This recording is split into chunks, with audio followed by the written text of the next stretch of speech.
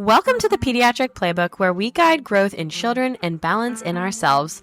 I'm Amanda, a pediatric occupational therapist, here to share stories, strategies, and insights to support parents, therapists, teachers, and caregivers as we navigate the ever-evolving world of child development together. From tackling potty training and sensory needs to celebrating milestones, this podcast is your go-to resource for practical advice, inspiring stories, and honest conversations. Each week, we'll explore topics that matter to you, whether you're a parent looking for answers or a pediatric OT, SLP, PT, or educator searching for fresh perspectives.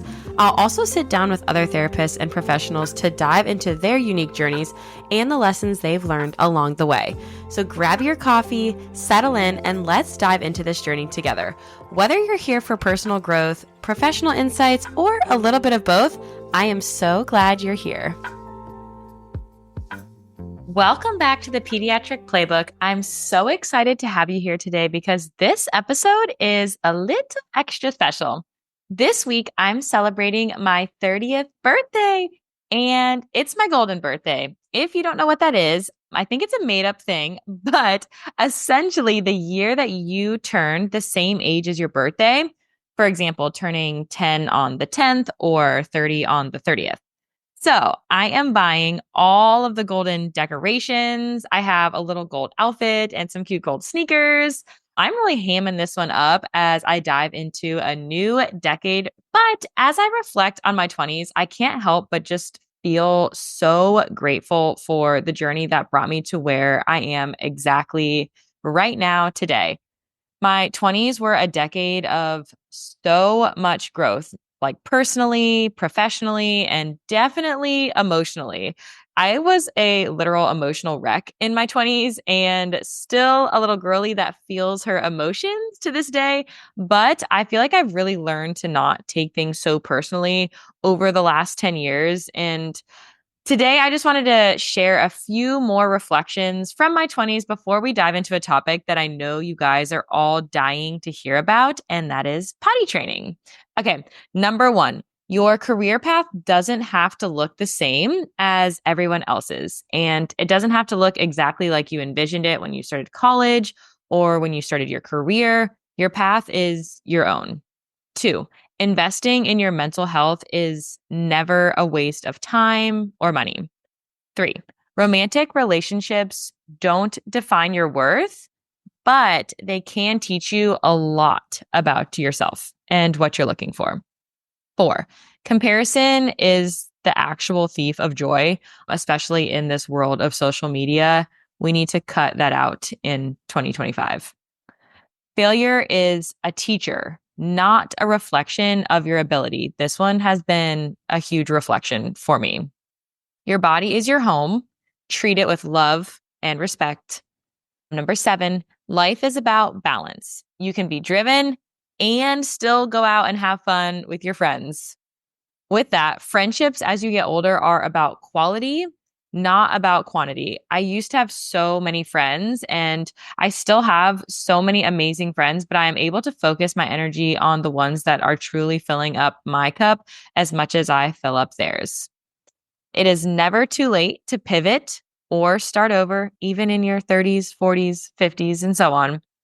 Romanticizing your life can make even the mundane things feel super magical and special. The older you get, the more you realize that your parents were truly just figuring it out too. Our parents were also somebody else's child, and this is their first time living on this earth and experiencing life. So give your parents some grace.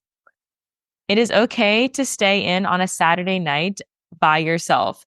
Your schedule does not have to be constantly filled. And actually, my weekend nights alone, like right now recording this, are probably the days I look forward to most now, when 10 years ago, I would have dreaded it because I know my insecurities would have just come flooding out about reasons why I'm alone. Your intuition is worth listening to. It usually knows way better before your brain ever does. Don't ignore it.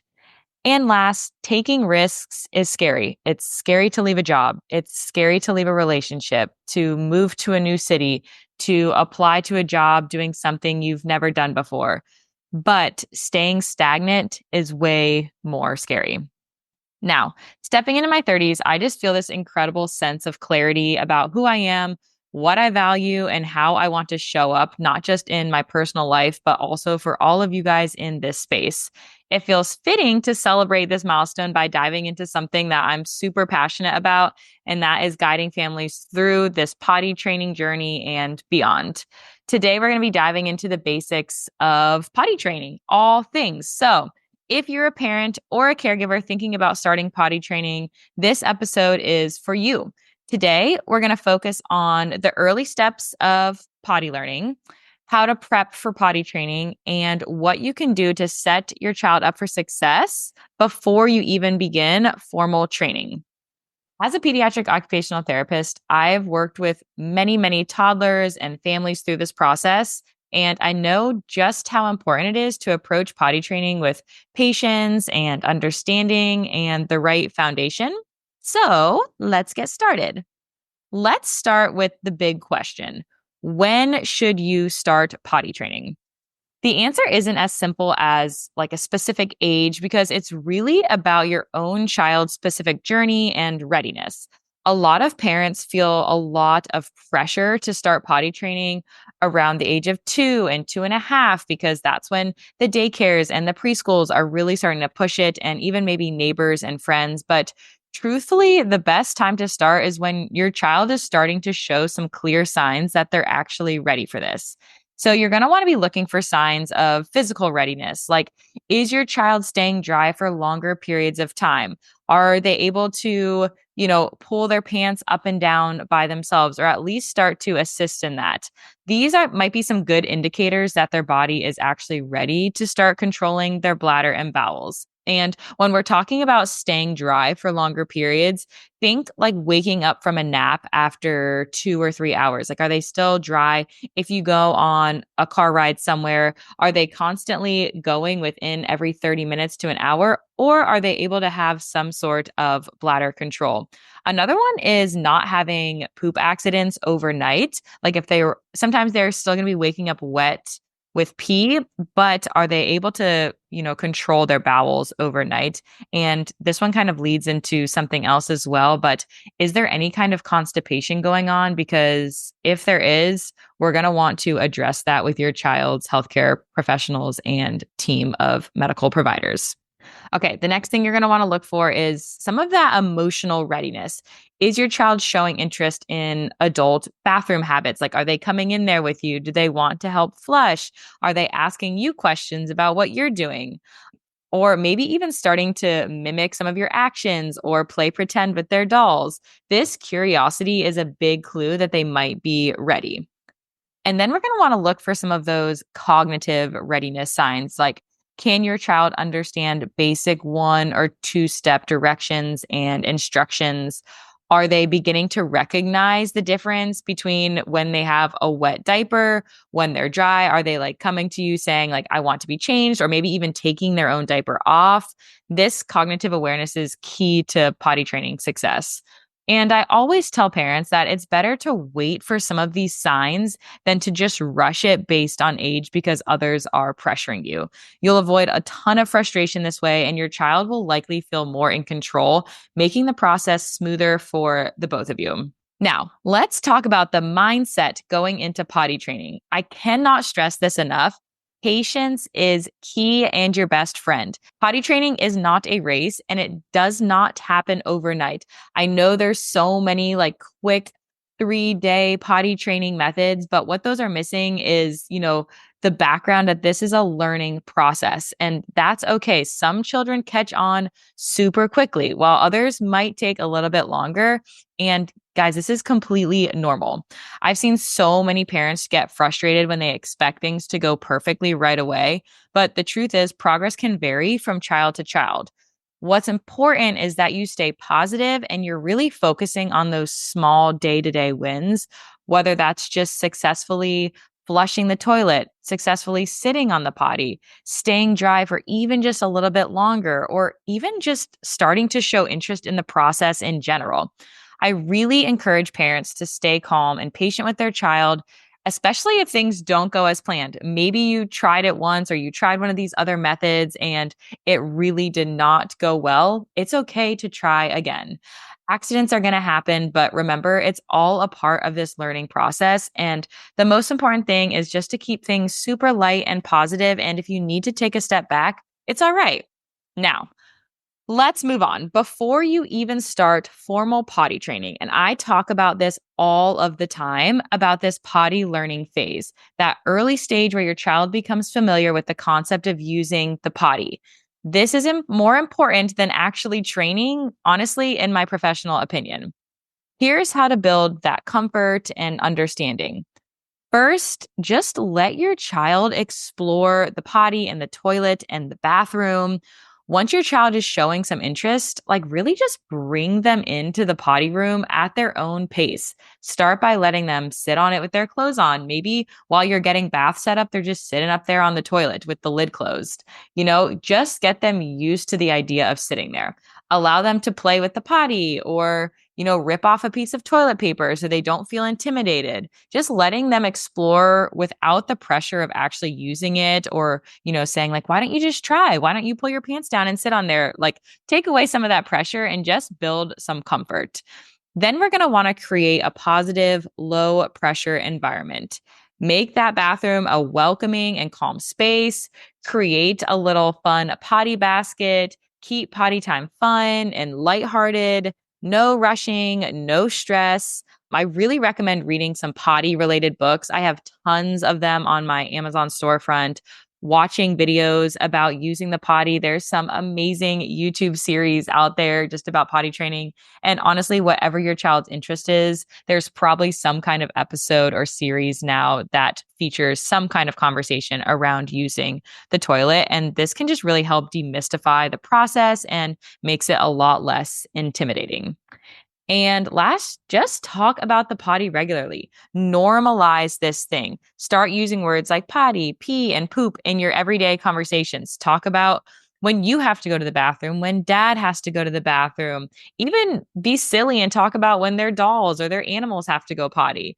The goal is to normalize these terms and get your child familiar with them. You can even talk about like how exactly you are using the potty and just speak the steps out loud. Like, I'm going to go in the bathroom. I'm pulling my pants down. I'm flushing the toilet, talk through it. Your kids are super interested and they are curious. They want to ask questions. But when they do, answer them in simple and super clear terms.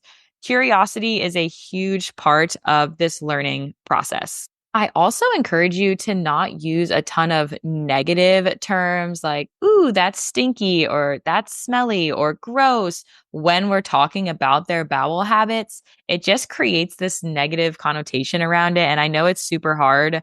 It's something that we do from the very beginning and it's playful, like, ooh, you made a stinky. But I try to avoid that as much as possible because it's not something that should be shameful or anything like that. And we just want to be as positive as possible. Now, let's talk about troubleshooting some of these common challenges that are inevitably going to come up. Even with all of the very best plans, potty learning doesn't always go smoothly or as planned. So let's talk about them. The first big challenge that I see is resistance. It is totally normal for kids to resist this potty training process. If your child is hesitant or refusing to use the potty, don't force the issue.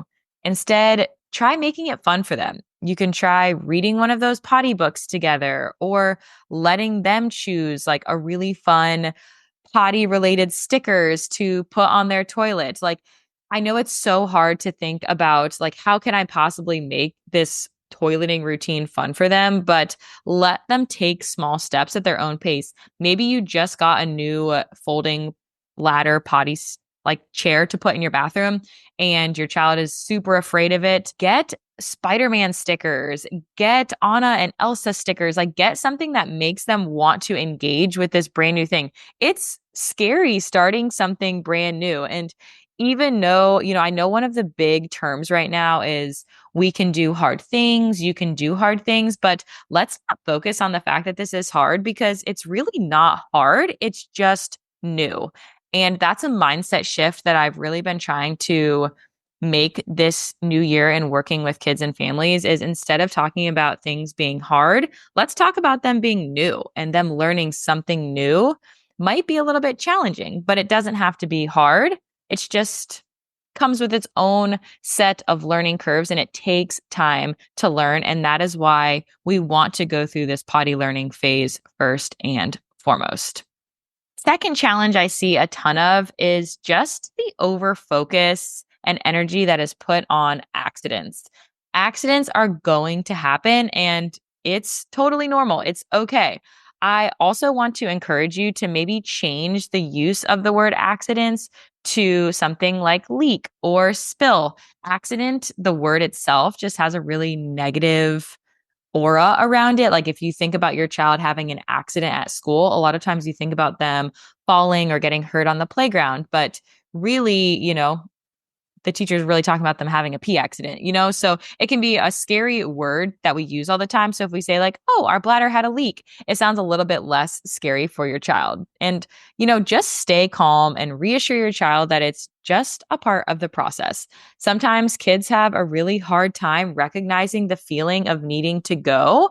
And, we have to give them time to tune into their own body signals. Most of these kiddos are only 2 or 3. They've only been on this earth for less than 3 years. They're still trying to learn so much, and it's part of our sensory systems that are developing. And this takes time. So if your child does not automatically recognize these cues and signals, especially if they're focused on playing something and their brain is like really trying to work on building this block tower, it's not going to be easy for them to also be in tune with what's going on inside their body. And so that's where you as parents can be really helpful in kind of helping give gentle reminders when you guys are really in the thick of true potty training and helping give those reminders without too much pressure and stress. And the last big challenge that I see so much of is just the overall fear of the potty. And this usually comes when there isn't a long enough potty learning going on before just throwing your child into potty training, or if a child has struggled with constipation or painful poops in the past, there may be a fear that it's going to continue to be painful, even if they're no longer struggling with constipation. So if your child is scared of the potty in general, whether it's the flushing sound or the idea of just sitting on it, don't worry, it's not uncommon. But again, just start by letting them sit on the potty with their clothes on. Gradually, they're going to get more comfortable with the idea. Maybe start with a floor potty, maybe start with their toys sitting on the potty, really build up that exposure to these things without pressure or punishment. And honestly, I use games for literally everything. So making games out of using their animals and teaching their animals to learn to use the potty. I mean, these kind of things, guys, they seem simple, but they really go such a long way. I also like using games like trying to get kids to see who can frog hop the quickest to the bathroom, especially when kids are having pushback with going, see who can bear crawl and get there the quickest. I'll start my timer, ready, set, go, and just like trying to make things playful, especially if you have multiple kids in the house and in this process right now. Just get playful. Kids do so well when we can incorporate play into everything we do. Now, before we wrap up, here are a few final tips to keep in mind. Focus on learning and take away pressure from not just your child, but from yourself as well.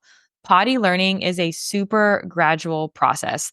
The key is exposure, patience, and just building overall comfort with this brand new routine and not pushing your child too quickly.